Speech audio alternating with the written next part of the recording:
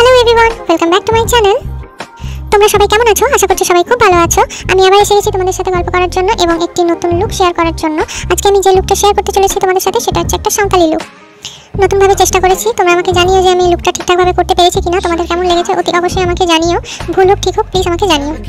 তাহলে দেরি না করে চলো শুরু করা যাক। সঙ্গে থাকো আর দেখতে থাকো।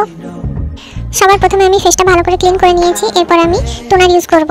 তারপরে আমি ইউজ করে নেব ময়েশ্চারাইজার। ময়েশ্চারাইজারের জন্য আমি ইউজ করেছি নিভিয়া সফট, আর টোনারের জন্য ইউজ করেছি আমি গ্রিন টি টোনার।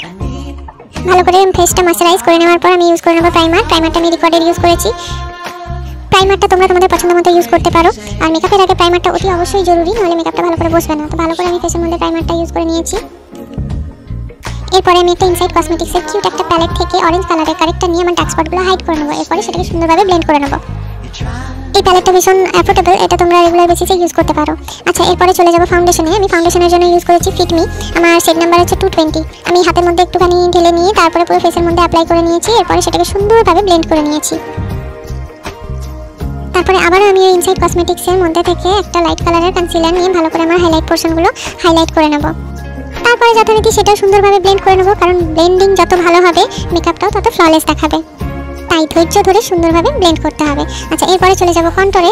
আমি কন্ট্রোরের জন্য ইউজ করেছি NYB-র একটা স্টিক। আমি কন্ট্রোল করতে খুব একটা পছন্দ করি না, তাও ছোট্ট করে অল্প করে একটুখানি কন্ট্রোল করে নিয়েছি।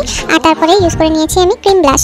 কার কার ব্লাশ দিতে ভালো লাগে বলো তো? আমার তো ভীষণ ভালো লাগে। আচ্ছা, এরপরে আমি আই ম্যাজিকের একটা লুজ পাউডার দিয়ে পুরো মেকআপটা সুন্দরভাবে সেট করে নেব।